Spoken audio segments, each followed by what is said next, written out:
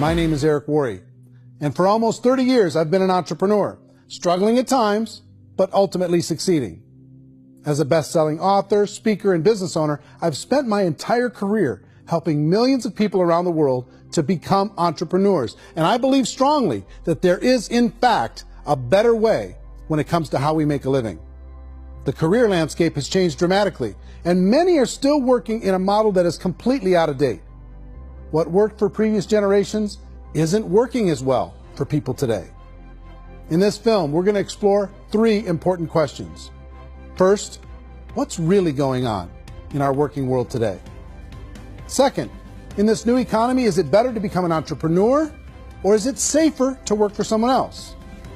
And third, if a person decides to become an entrepreneur and start their own business, how can they do it without taking on massive risk? To help in this journey, I've brought together some of the greatest experts and thought leaders in the field of entrepreneurship to share the real facts with you. My intention is to give you new information that will allow you to make choices that are not limited by an old, outdated model. Let's start by understanding what's going on in our working world today.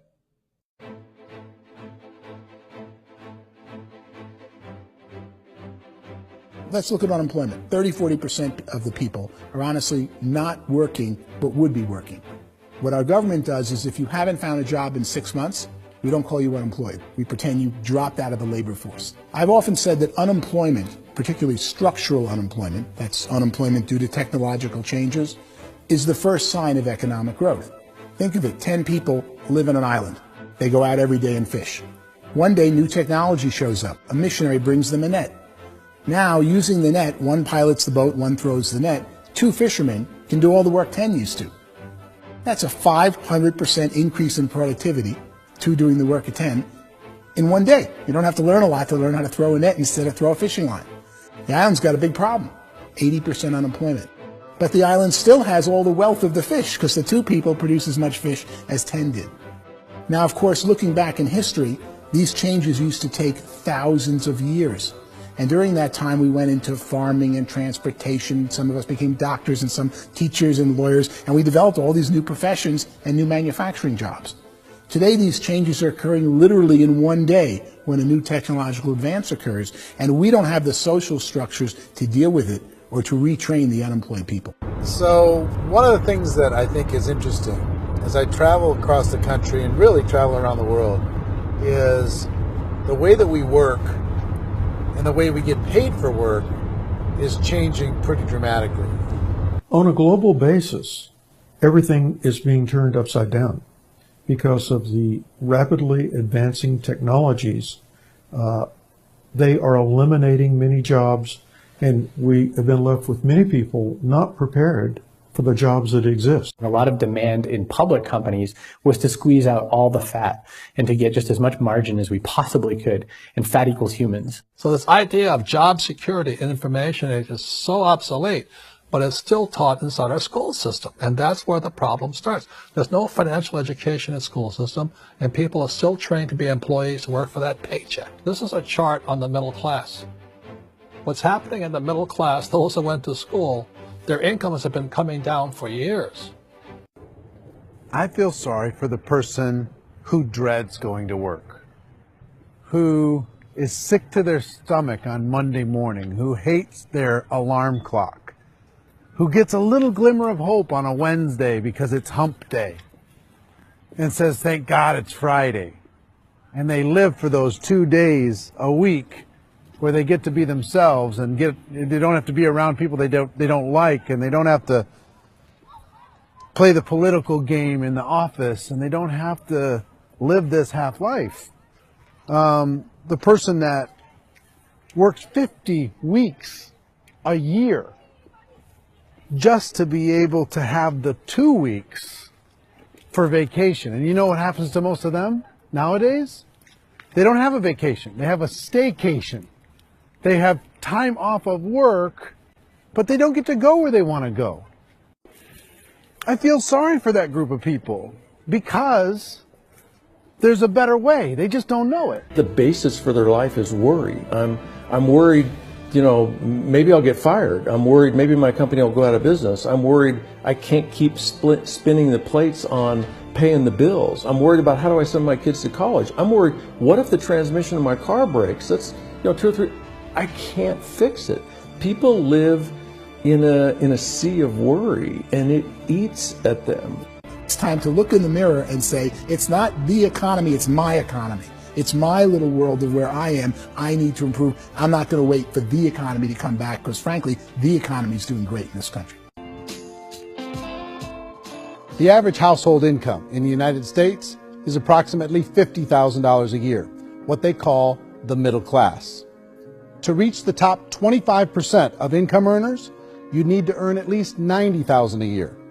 To reach the top 10% would be a household income of $140,000, the top 5%, $190,000, and to be in the top 1%, you'd need a combined household income of at least $380,000 a year. So here's the question. What do you think would give you the best chance to move up and get to the top 10%, the top 5%, the top 1% or beyond? In my opinion, and in the opinion of many, many experts, the answer is to become an entrepreneur, to become your own boss. The spirit of the entrepreneur is to be a risk taker and to be resourceful and unstoppable, and to have a vision of yourself beyond where you are and not willing to settle for life as it is. Think about the great entrepreneurs. They're visionary. They have heart. They're willing to do today what others won't so they can do tomorrow what others can't. Personally, I don't think of the new economy, the old economy. I create my own economy. The entrepreneur's in control. I decide what the economy is going to be like. In the world of entrepreneurship, there are no limits. You can make as much as you want, depending on how much you want to work and how smart you are and how great a team you put together. There's no more lifetime rewarding business than being an entrepreneur. Why in America, where anyone could be anything, would people want to give up their freedom and become effectively a modern-day slave, told shut up and be here every morning at 7:30, leave at 5:30, and do what I tell you? And most people say, I'd love to be my own boss. 70% of Americans would love to be their own boss, according to recent polls. But they don't know how to get there. Because what are you going to do? One, you could buy an existing business. If somebody's selling an existing business, you have to ask why. Usually because it's probably hard. It's probably not making as much money as they hope. Two, they could buy a franchise. A little less risk, proven system, but it's expensive to be able to do that. Three, they could start something from scratch. And that's where a lot of people feel like, I don't have the chops to do it. I don't have the money. I don't have the product idea. I don't have the expertise. I don't have whatever it's going to take to be able to get there, and I can't risk my family to do it. So, fourth, they could become an investor. A lot of people in this town invest to try and figure out a way, but you got to be pretty smart with that game too, right? People that start their own business, they spend a lot of money, they spend a lot of time, a lot of effort to get things started. And the more you invest on the upfront, the harder you typically work at it.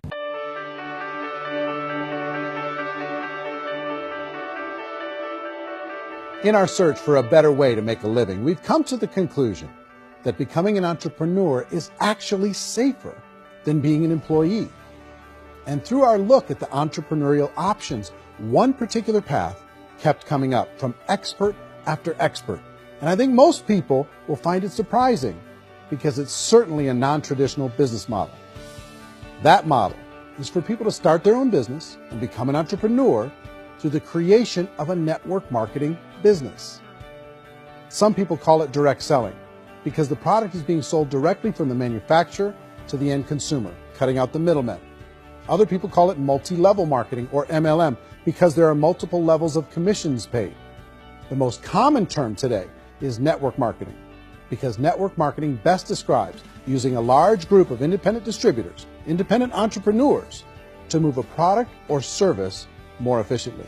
So my friend here, Donald Trump, and I, we always write about the network marketing industry. And the reason we support the network marketing industry is because it really is a business school for entrepreneurs. Because most people come out of school looking for a paycheck. Oh, that's terrible. I went to network marketing like that. I think if it didn't exist, we should invent it. It is that good. I think direct selling is a great way to do business today. It's very easy to get into that industry, and you can be self-employed, be, in effect, an entrepreneur. A traditional company will spend up to 50% of their total revenue on marketing. Network marketing companies use a different approach.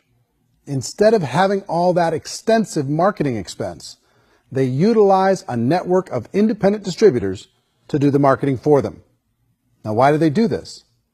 First, because word-of-mouth advertising is so much more effective today than traditional media advertising. Second, some products need to be explained or demonstrated, and an independent salesperson can do that more effectively than an ad campaign. Third, it's completely efficient.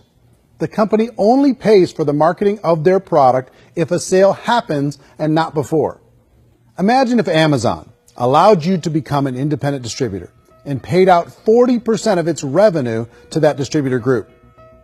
All you had to do as a distributor was recommend a product, and if a person bought it on Amazon, Amazon would take care of all the logistics, and you'd get paid for bringing the customer.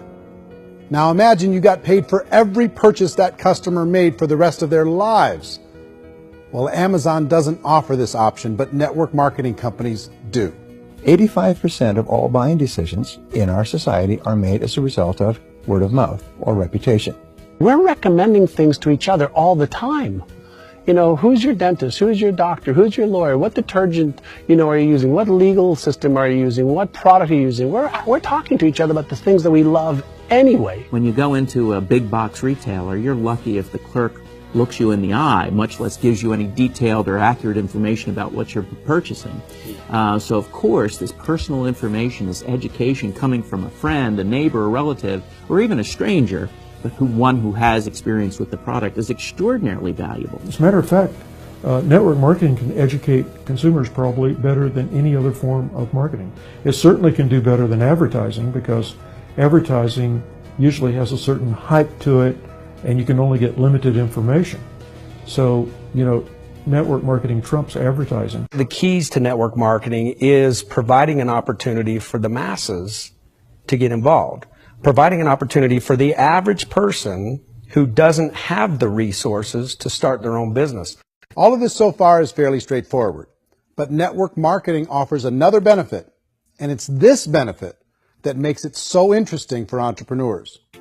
Network marketing allows a distributor to build their own network of other distributors and then compensates them on the sales created by that entire group. Direct selling is, at its base, very simple. It's the sale of a product or service to an individual on a face-to-face, one-on-one basis, just the way we're talking right now. But there's an important element as well, and that's the offering in conjunction with that sale of product, the offering of an opportunity for someone to make something of themselves.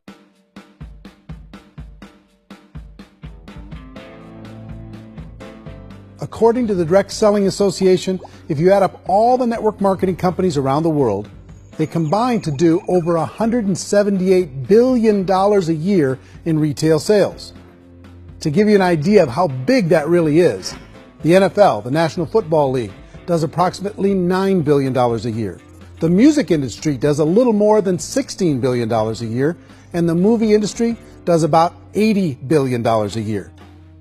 Using a conservative average, network marketing companies pay their distributors about 40% of that $178 billion in the form of commissions, which adds up to more than $71 billion a year. That's almost $6 billion a month. It's almost $200 million in commissions every single day. So it's certainly working, and people are making serious money in network marketing. With the growth of the direct selling industry over the last 10, 15, 20 years, we've seen a broader understanding of the channel. We have seen more and more people getting involved in the business, so our penetration in the marketplace has increased, and thus the understanding in the marketplace of who we are has increased. And we've seen non-direct selling companies look at the direct selling model and say, something's going on there. People are making money, companies are being profitable, individuals are being motivated, product is being delivered to market. Maybe we should explore this. Some people think only the people at the top make money. Well, let's take a look at that as well. In the network marketing profession, there are roughly 500 people in the world who earn over $1 million a year. If you round that number up to $2 million a year, that adds up to about $1 billion a year. That takes the $71 billion paid out each year down to $70 billion. So where does the rest of the money go? The vast majority goes to part-time people making anywhere from a few $100s a month to many thousands of dollars a month. It goes to people who choose to make it a full-time career move and earning even more than that. Every day, people are using the money they earn through network marketing to pay off debt, have more fun, and improve the quality of their lives. Everyone I know in network marketing has been doing that since the 50s.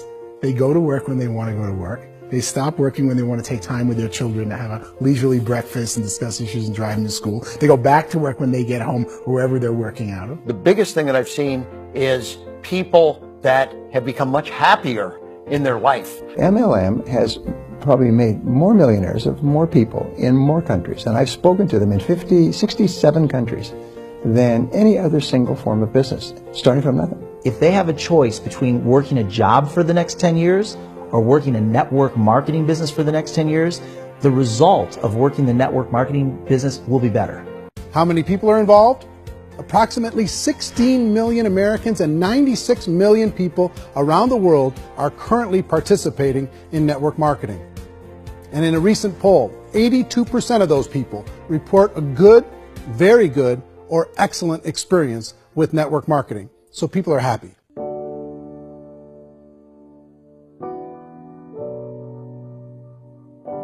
So I've taken a look at the network marketing profession and really tried to understand why so many people are confused as to the validity of this as a business. One is this pyramid shape. People get really messed up with this pyramid. Oh, it's one of those pyramid things. So I just think there are a lot of haters out there who really don't understand the industry and say, oh, it's a get-rich-quick scheme. It's a pyramid. Well, corporate America is a pyramid scheme. You know what I mean? It goes like this. You have thousands of MBAs, let's say working for Ford or General Motors or Coca-Cola. If all these MBAs are all trying to get to here, that's a pyramid. Only one guy's going to make it. Every 10 years, one's going to make it. Whereas you look at network marketing, it's like this. So you're here, and your job is to develop other CEOs coming up behind you. So it's an inverse pyramid. It doesn't matter what shape the company is or the compensation plan is shaped, whether it's a circle or a pyramid or a triangle or a trapezoid, it doesn't matter. If compensation is coming primarily from recruitment, then you've got a problem. On the other hand, if an operation is basing their compensation to participants on the basis of sales, even when those sales are generated by people you've recruited, well, then you're a perfectly legitimate enterprise. That's the legal test. It's the practical test. People start talking about 99% of people in network marketing don't make any money. Well, we've talked about that over the course of this journey together.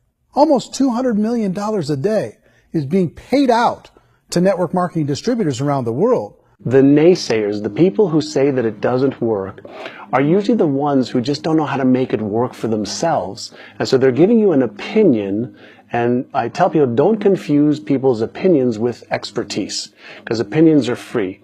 And don't confuse sincerity with the truth, because people can be sincerely wrong. But here's the reality inside of network marketing.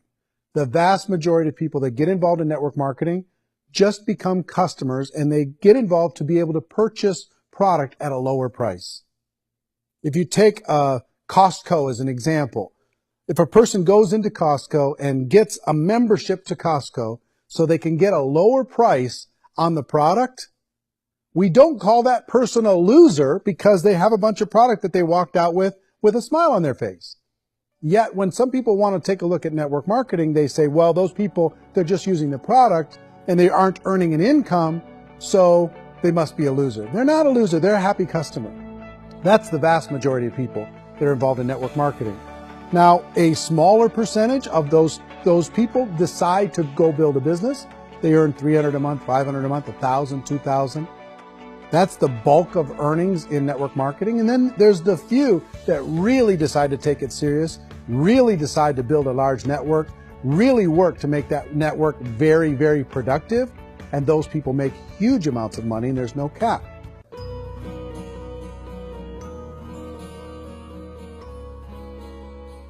It's light years better for people starting today than it was even 5 years ago. I think it's more widely accepted now, and people understand it is a business. It is being an entrepreneur. It is being a business owner. Our belief system is based upon our evaluation of something, and frequently if we reevaluate a situation, our belief about that situation will change. The industry has changed and it's grown up. It's totally transformed. You've got young people today that have grown up with social media, and they understand networks. They understand how people are connected through technology, and they understand how money flows through those networks.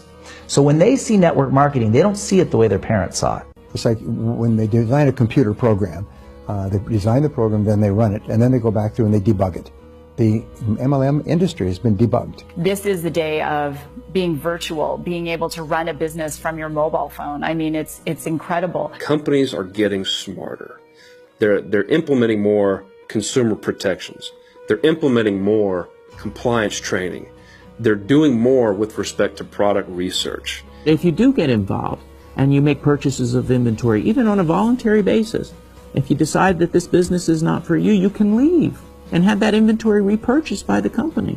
There's no other business that offers that kind of protection on a voluntary, self-regulatory basis.